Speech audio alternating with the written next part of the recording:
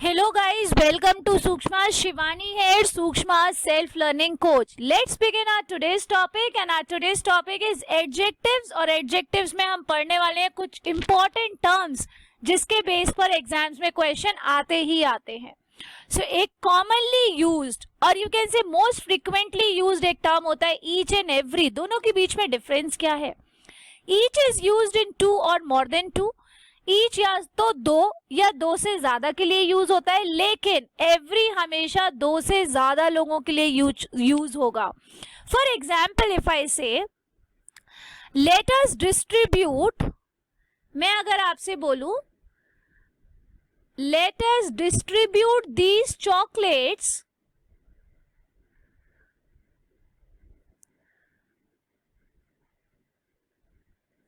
Between each of us. So यहां पर between given है, मतलब दो लोगों की बात हो रही है, तो दो लोगों की बात हो रही है तो every of us नहीं बोलोगे, आप क्या बोलोगे? each of us. Guys, इससे ही एक क्वेश्चन बनता हुआ नजर आ गया. आप सेम सेंटेंस ले लो, यहां पर every of them लगा दो. एवरी मिस्टेक हो जाएगी कि एरर डिटेक्शन इस पार्ट में हो गया, इस प्लेस पर ईच की जगह एवरी होना चाहिए. ऐसे ही आपका एक क्वेश्चन क्रिएट हो गया. अब नेक्स्ट गिवन था, नेक्स्ट पॉइंट क्या दिया है? Each is used for individual members for using a group. मतलब जब एक ग्रुप है और ग्रुप में आप बोल रहे ईच ऑफ द चिल्ड्रेन, जैसे सपोज करो एक क्लास है, मैंने बोला each of the children in the class और आगे कुछ भी दिया है. सो ईच ऑफ द चिल्ड्रेन क्यों बोला गया? क्योंकि हर एक इंडिविजुअल की बात की जा रही है, तो जब हर एक इंडिविजुअल की बात करी जा रही है तो ईच लगाना है. लेकिन अगर आप पूरे ग्रुप को बोलोगे everyone in the class, so everyone में आपने चिल्ड्रन नहीं लगाया, आपने सिर्फ एवरीवन लिखा. गाइज, इससे भी एक क्वेश्चन क्रिएट कर सकते हो. Each of the children in the class की जगह आप लिख लो every of the children in the class. So every of the children नहीं होगा, every children in the class, मतलब पूरे ग्रुप को बोला जा रहा है, हर एक को नहीं बोला जा रहा है. Next, each is used when the number in the group is definite और लिमिटेड. ईच का यूज जब करा जाता है जब नंबर आपका क्या हो? डेफिनेट और लिमिटेड हो. ठीक है, अब जैसे क्लास में या तो 50 स्टूडेंट्स होंगे, काउंटेबल है ना, किया जा सकता है count. Every is used when the number is indefinite. अब सपोज अगर मैं स्टार्स की बात करती, सो स्टार्स इनडेफिनेट नंबर में, तो क्या आप बोलोगे ईच ऑफ द स्टार और एवरी स्टार? अगर मैं आपसे एक सेंटेंस बोलूं each star is shining bright, so each star is shining bright और every star is shining bright, हमने वहां पर एवरी का यूज करेक्ट होगा. और क्यों होगा? क्योंकि इनडेफिनेट नंबर्स की हम बात कर रहे हैं. सो इससे ही आप एक क्वेश्चन बना लो, each of the star is shining bright. So each of तो होना ही नहीं है क्योंकि इनडेफिनेट नंबर दिया है. सो ईच ऑफ की जगह रिप्लेस होकर एवरी आ जाएगा. ये आपका एरर डिटेक्शन का क्वेश्चन क्रिएट हो गया. आगे बढ़ते हैं. अब नेक्स्ट कुछ वर्ड्स गिवन थे, that is letter, latter, latest and last. तो आपको पता होगा 3 डिग्रीज होती है. एक होती है पॉजिटिव डिग्री, एक होती है कंपैरेटिव डिग्री और एक होती है दैट इज सुपरलेटिव डिग्री. तो अब मैं बता दूं कि लेटर, लैटर, लेटेस्ट, इन सब में डिफरेंस क्या है. एक वर्ड होता है लेट. सो एक लेट का तो मतलब हो गया लेट हो जाना, डिले कर जाना, टाइम में लेट हो गए आप, तो उसकी डिग्री बनती है लेट, लेटर, लेटेस्ट. लेकिन ये डिग्री कब बनेगी? जब कभी भी आप टाइम की बात करोगे. अब अगर आप बात करोगे कि पहले वाला, उसके बाद वाला, एक लाइन है, लाइन में लोग खड़े हैं, उसके बाद वाला, या प्रेसिडेंट आए उनके बाद वाले president, so that is late, latter and last. So इस लेट का मतलब होता है जब आप पोजीशन दिखाते हो. सो जब कभी भी आप पोजीशन दिखाओगे ना, उस टाइम पर लेट की डिग्री लैटर और लास्ट हो जाएगी, लेकिन अगर टाइम बताओगे तो लेट, लेटर एंड लेटेस्ट हो जाएगा। सो लेटर और लैटर में डिफरेंस क्या आया? लेटर का मतलब होता है आफ्टर, किसी चीज के बाद किसी चीज का होना, और लैटर का मतलब होता है जस्ट आफ्टर दैट, मतलब आप किसी की पोजीशन बता रहे हो कि पहले ये वाले प्राइम मिनिस्टर थे, उसके बाद में ये वाले हो गए। अब लेटेस्ट, इस लेटेस्ट का मतलब होता है टाइम से रिलेटेड। जब आप टाइम की बात करते हो कि ये लेटेस्ट मॉडल है, आईफोन का लेटेस्ट मॉडल आया तो लेटेस्ट हो गया। लेकिन जब आप बात करोगे कि लास्ट किंग उस टाइम में कौन रहा था, जब राजा एंड ऑल का शासन चलता था, तो लास्ट किंग कौन सा था, तो वो लेटेस्ट किंग नहीं होगा। जब आप किसी की पोस्ट की बात कर दोगे तो फिर आपको लेट की डिग्री लास्ट बनानी पड़ेगी। फॉर एग्जाम्पल, मैं अगर आपसे बोलूं this is the last chapter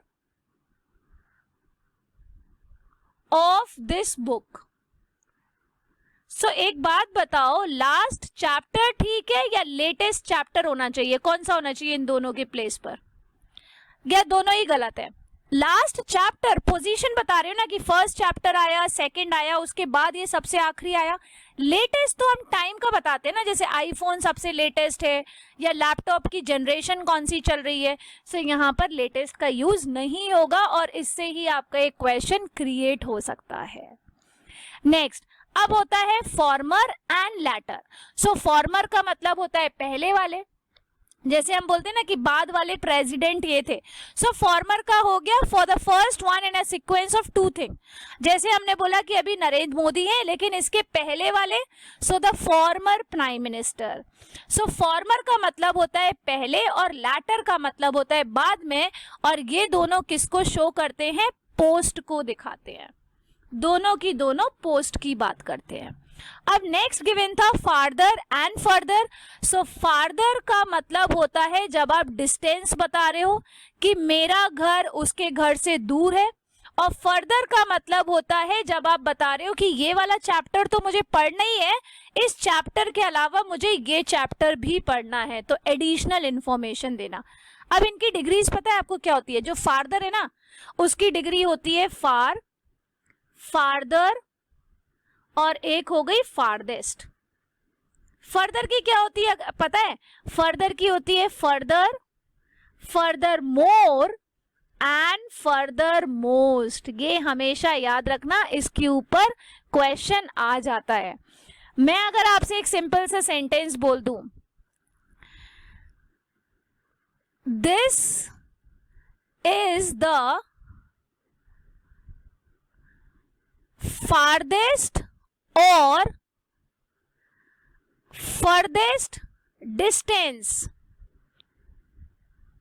I have covered। सो अब एक चीज बताओ, यहां पर डिस्टेंस की बात हो रही है तो फर्देस्ट तो हो ही नहीं सकता, फर्देस्ट का मतलब होता है एडिशनल। सो फर्देस्ट, पहली बात तो फर्देस्ट कोई वर्ड ही नहीं होता, या तो वो फर्दर मोर होता है या वो फर्दर मोस्ट होता है, ठीक है। सो फर्देस्ट तो वैसे ही गलत हो गया, इसका आंसर हो जाएगा फार्देस्ट, क्योंकि आप डिस्टेंस बता रहे हो। सो इस तरीके से आप इन कॉन्सेप्ट्स पर नंबर ऑफ क्वेश्चंस बना सकते हो।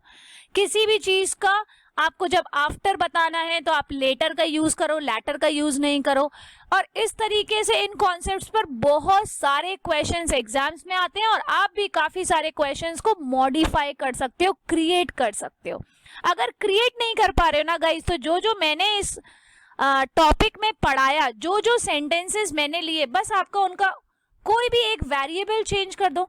आप लास्ट की जगह लेटेस्ट लिख दो और बताओ कि एरर डिटेक्शन कौन सा होगा, सो लेटेस्ट हो जाएगा। आप एज इट इज सेंटेंस ले लो और इसको अंडरलाइन करके नीचे 4 ऑप्शंस दे दो कि कौन सा वाला ऑप्शन इसको रिप्लेस कर पाएगा। इस तरीके से आप काफी सारे क्वेश्चंस क्रिएट कर सकते हो।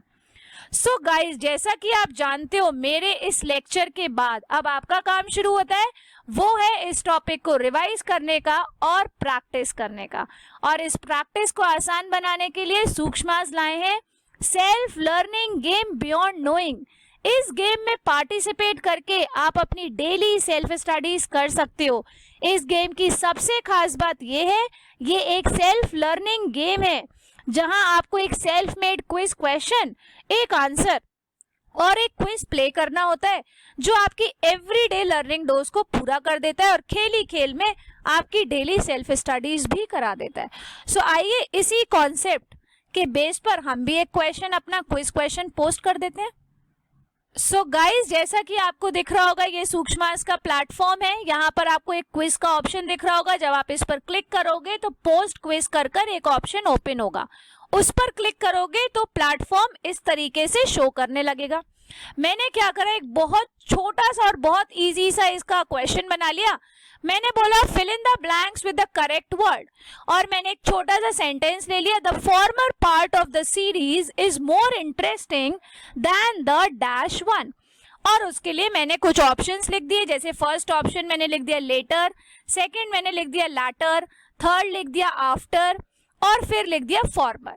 तो फॉर्मर का मतलब तो हो गया पहले वाला पार्ट, फॉर्मर का मतलब पहले वाला पार्ट, और बहुत ज्यादा इंटरेस्टिंग था बाद वाले पार्ट से।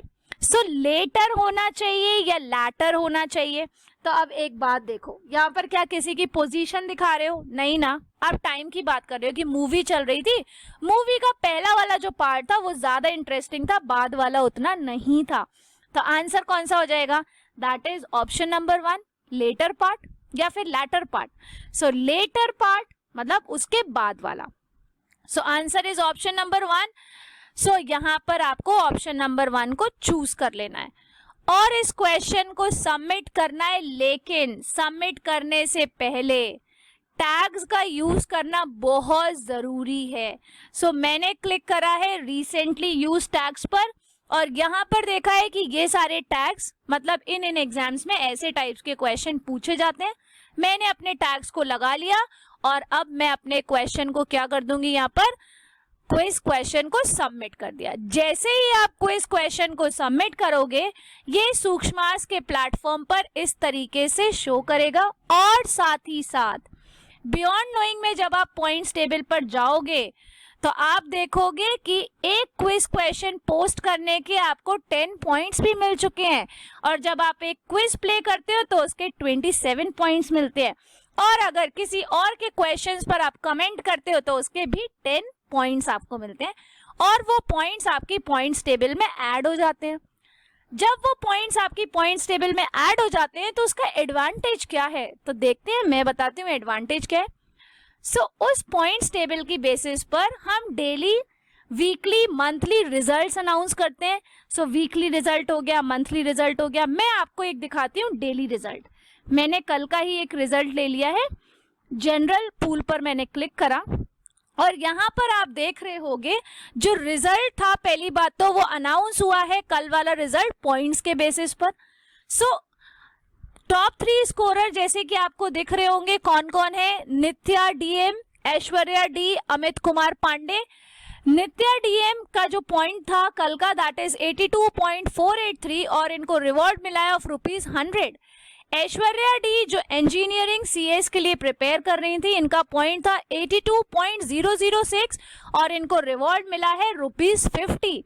अमित कुमार पांडे जिनका स्कोर था दैट इज 77.075, स्कोर मतलब पॉइंट्स, ठीक है, आप पॉइंट्स और स्कोर में कंफ्यूज मत हो ना, पॉइंट्स ही कंसीडर करो, और इनको रिवॉर्ड मिला है ऑफ ₹33।